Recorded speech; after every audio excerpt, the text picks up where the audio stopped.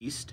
Welcome back to a brand new video, and today we are wrapping our three-part series up with top 10 things that beasts do in Star Wars Broken Front, Heavy Front, Battlefront 2, and I'm kind of proud of myself for always, in these three lists, this is 30 things that people do in this game, and they're pretty much separate. I don't repeat the same thing too many times.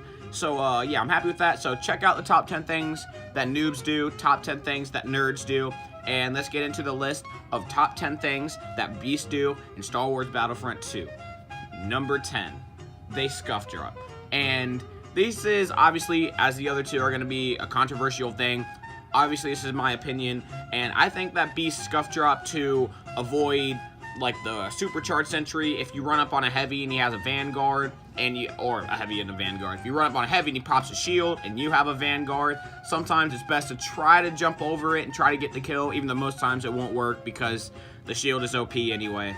But I think beast scuff drop, and it's the best thing to pretty much do to win a gunfight, and it's kind of like drop shotting in Call of Duty, just falling to the ground shooting somebody. Just a beast way to get a kill in a gunfight. And number 9, they either quickscope or attempt to quickscope. Now, you can do this with the specialist, and I don't use the specialist all too much because it still hasn't received that health buff that it's never going to get. So I already get strafed enough as the assault and the officer class. So getting strafed as a specialist will just be annoying. But I always try to quickscope with Iden, and I'm not the worst with it. It's not impossible to do, but it's definitely a lot harder to do than Battlefront 1, which even makes it more satisfying when you do quickscope, especially with Iden, and especially the fact that she has no health. Same with Boba.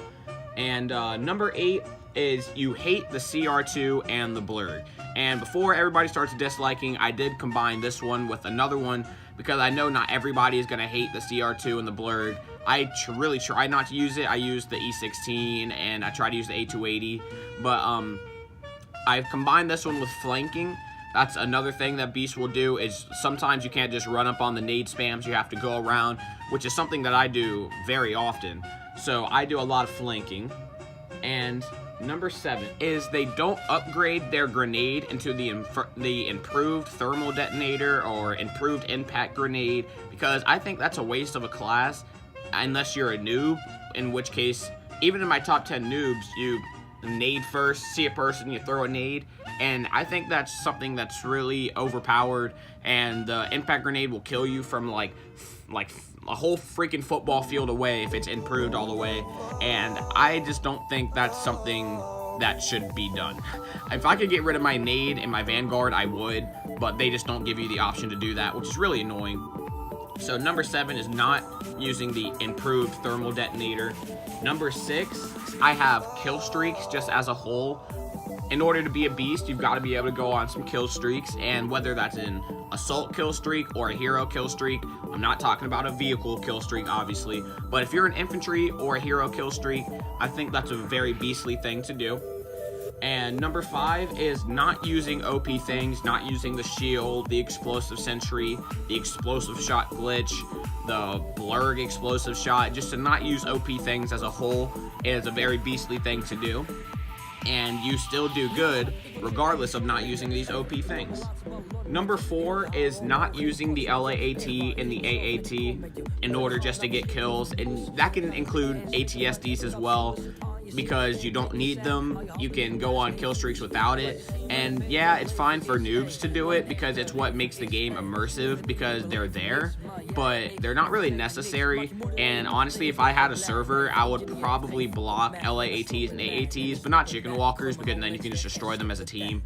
But the AAT is just super OP, and the same with the LAAT, because I don't like switching to the heavy just to kill the LAAT and then just to kill myself and wait another spawn wave anyway.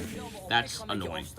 Number 3 is they commit suicide when they have enough battle points to become a hero, and that's not because you get your battle points, you're like, oh man, hero kill streak time. It's because you know that if you wait too long, say you're on like a 7 kill streak and you have enough, it's best to kill yourself if you're a beast, because if you wait, then the limit of heroes is gonna only be 2, and they'll get picked by people who are supercharging the objective, and they're gonna sit in the back of the map and you're gonna lose, because you shouldn't even get to the point where you need 4 heroes, because those 2 dudes who supercharge the objective and ski speeder on crate are not gonna die, because they're gonna wait in the back of the map, and they'd rather let the opposing team win than them die, which means you're pretty much fighting 2 on 4 heroes, because the attacking team had to earn it because they had no objective to play, and they had to get it through kills and skill, which means their 4 heroes will be good, and you will be alone fighting 4 heroes, and you'll die and you'll lose. So the earlier you become a hero, the better,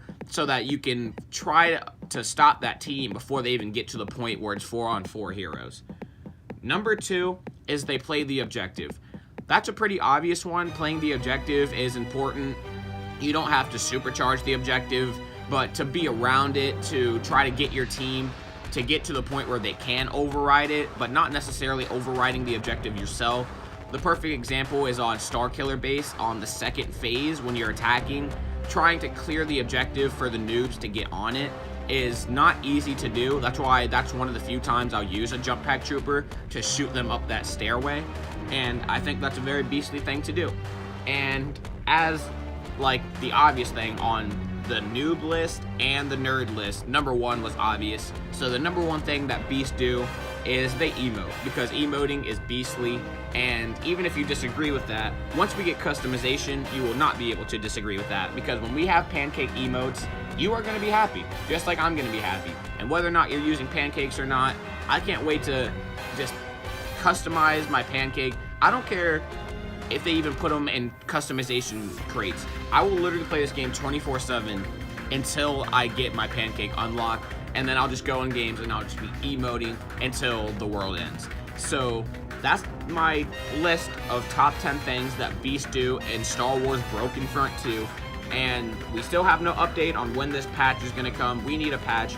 At this point, I think they're going to give us a Han Solo DLC, which sucks, and then a patch and customization all at the same time.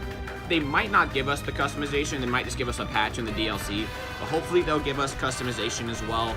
And I hope you guys enjoyed this 3-part series. Tomorrow we'll probably go back to like gameplay and kill streaks.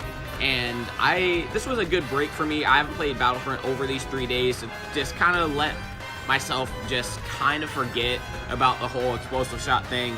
So either today or tomorrow I'll hop back on and get back on the grind of getting videos, and hopefully the explosive shot thing isn't too annoying. I know it's going to be there, but if you have any other suggestions for the channel or videos that you guys want to see, like videos like this or a different kind of video, put it in the comments below.